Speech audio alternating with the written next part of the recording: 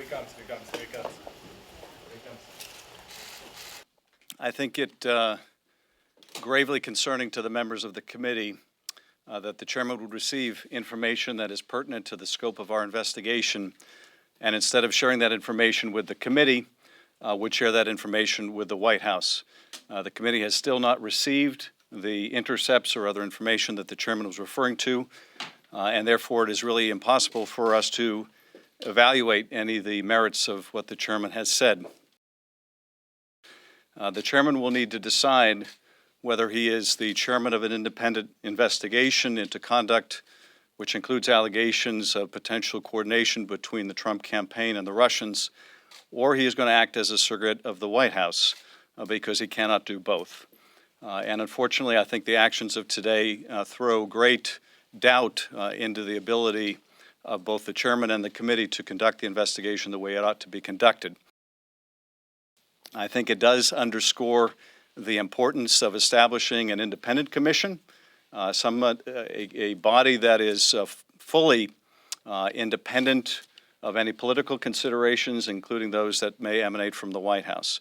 That would certainly give me a lot of confidence that in addition to whatever work our committee does and the Senate Intelligence Committee does, that there is a truly independent body that is looking into the grave issues that have been raised. There is still no evidence that the president was wiretapped by his predecessor. President Trump's claims that he was remain as baseless today as they were yesterday. And they were the day before when the directors of the FBI and NSA testified that they were made without any basis in fact. If the incident today is an indication that after making the baseless claim, the president then aggravated the damage by implicating the British in a potential plot to have the British surveil him on behalf of President Obama, and now is attempting to interfere in the congressional investigation, again with the effort of trying to provide some substance to a claim without substance, then the damage, the wrecking ball of this allegation has just claimed another victim, that being our own committee. As I understand from my conversation with the chairman, most of the names in the intercepts were in fact masked, and the chairman's concern was that he could still figure out the identities of some of the parties even though the names were masked. Well, that doesn't mean that the masking was improper.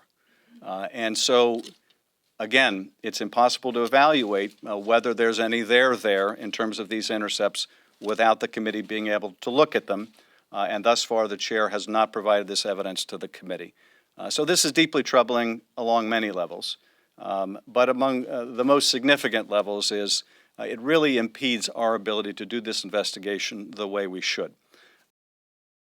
So I'm not sure what the point of this extraordinary process is, and I have to hope that this is not part of a broader campaign by the White House aimed to deflect from the director's testimony earlier this week.